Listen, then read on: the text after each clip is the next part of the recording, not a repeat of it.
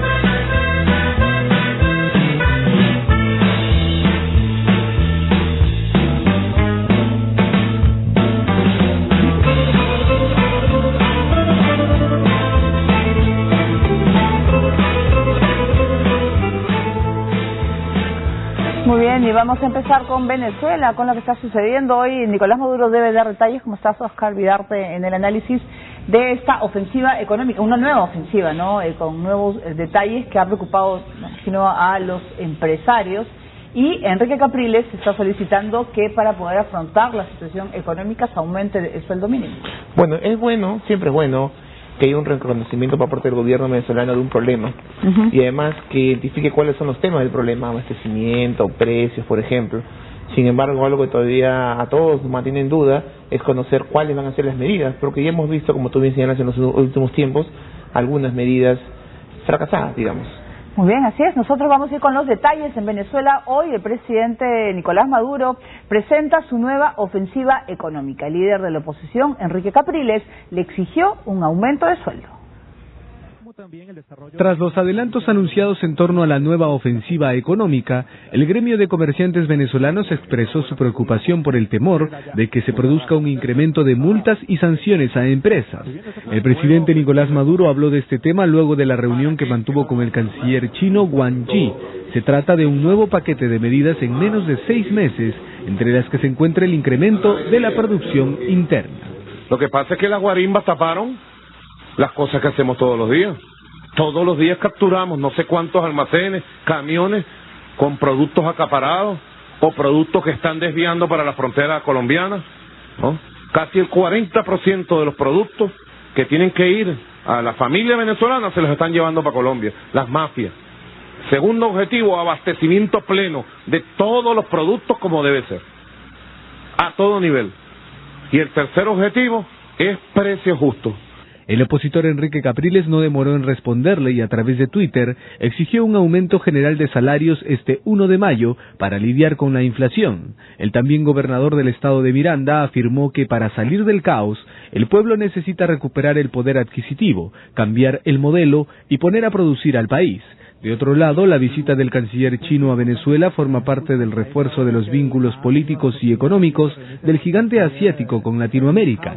China no solo busca comprar materias primas e invertir en ellas, ahora quiere conseguir contratos de obras públicas a cambio de financiación. En ese sentido, Xi ha comenzado en Cuba y Venezuela una gira que también lo llevará esta semana a Argentina y Brasil, preparando el terreno para la visita del presidente de su país, Xi Jinping, en julio próximo a La Habana y Fortaleza, en Brasil, donde se celebrará una cumbre de los BRICS, Brasil, Rusia, India, China y Sudáfrica. Muy bien, aquí hay varios puntos que se pueden comentar. Primero es esta ofensiva económica en el cual va a haber, al parecer, según lo que he estado leyendo, control de precios, abastecimiento, que todos los productos puedan llegar a los venezolanos, pero yo no sé cómo se pueda realizar cuando han estado controlando y han estado penando la usura, por ejemplo, y no les han permitido a los empresarios vender al precio que ellos desean, o sea, no respetar la oferta y la demanda. Sí, hay varios aspectos. Si bien hay un tema positivo, el reconocimiento de la problemática, lo negativo es mucho más amplio, digamos, pasa por la incapacidad de autocrítica que tiene el gobierno, no un gobierno que le echa la culpa, y lo ha dicho en estos 2 días, la culpa al capitalismo, la culpa a la guerra económica de algunos sectores privados. Seguramente Maduro puede tener algo de razón de que existe algunos sectores privados que tratan de petardear al gobierno, pero no es solamente culpa de estos sectores privados. Segundo lugar, pues, también es importante reconocer que ya han hecho medidas similares en el pasado. Ha habido control de precios, control de ganancias, 30% máximo de ganancias para todos los productos. Desde diciembre. Exacto, hace varios meses, y que no han tenido un efecto importante en la reducción de la inflación o en la reducción del desabastecimiento. Así que uno se pregunta, pues, ¿qué más este modelo que conocemos ya hace bastante tiempo puede ofrecer distinto fuera de lo que es el enfrentamiento contra el poder económico? Claro. La verdad es que no se ve, y a esto le sumamos una reforma fiscal, que es la que más ha atemorizado a los sectores privados. ¿Por qué? Porque si bien puede ser importante siempre en un país hacer reformas fiscales de cara a tener mayores ingresos, uno tiene la percepción de que esta reforma fiscal puede servir como instrumento del gobierno para presionar a los sectores privados y a los sectores económicamente más ricos, que son justamente los que encabezan las protestas contra Maduro. Entonces uno siente que pueden crear mecanismos de presión, nuevos mecanismos de presión contra los sectores económicos. ¿Puede ser factible un aumento de sueldo como pide Capriles o por el hecho de hacerlo la oposición ya lo descarta Nicolás Maduro?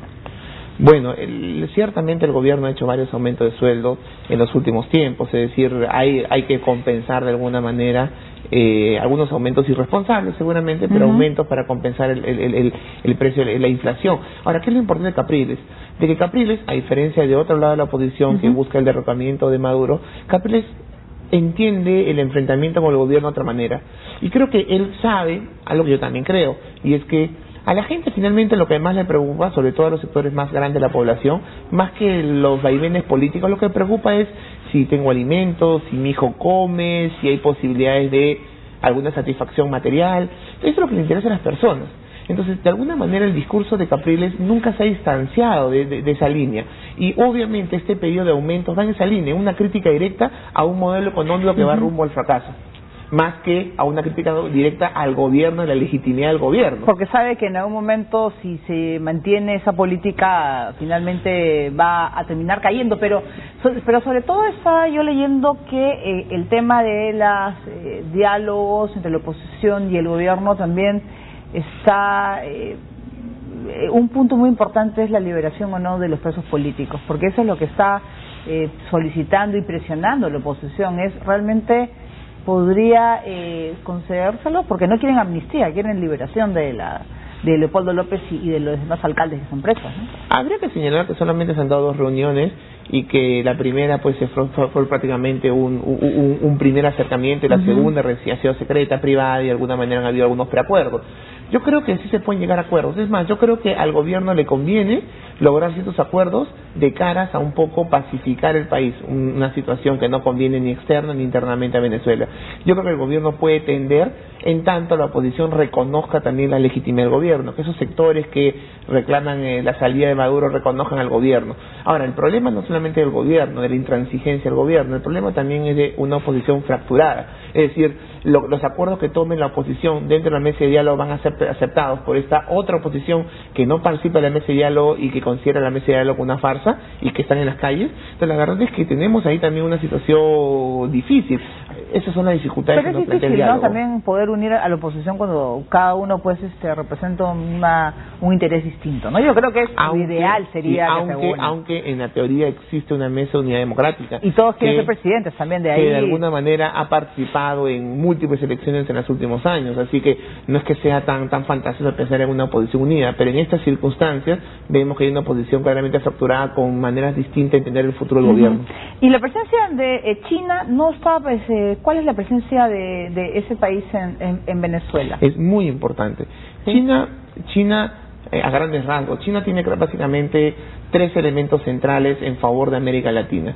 Uno son sus créditos, 2 sus inversiones, que básicamente se dirigen a actividades que les convienen a los chinos, y 3 es el comercio con China. Perú se beneficia de 2 de ellas: las inversiones chinas, que básicamente van en minería, aspecto sustancial para los chinos, y 2, pues el comercio. China, me parece, en el 2010 llegó a convertirse en un momento en el principal socio comercial del Perú, como lo es hoy con países como Chile o Brasil, por ejemplo. Entonces, para Venezuela es sustancial. Un ejemplo: en los últimos 10 años, China ha prestado a la región $100.000 millones. El 50% ha ido a Venezuela. ¿Y cómo Venezuela lo que paga? Con ventas futuras de petróleo, con lo cual China se asegura energía en los próximos 20, 30, 40 años a partir de este tipo de contratos. Entonces, países como Ecuador, como Venezuela han sido muy beneficiados del crédito y de las inversiones también, porque China tiene un programa de inversiones que no solamente es de Perú, es toda la región. Venezuela es uno de los principales socios. Por eso a Venezuela le conviene mucho y a China le conviene mucho los commodities que vienen de nuestros países. En este caso a Venezuela, el petróleo. Bien, nosotros vamos a volver en cualquier momento con detalles de esta ofensiva económica que va a dar a detallar el presidente Nicolás Maduro, pero ahora nos vamos a Bolivia. El presidente Evo Morales ha promulgado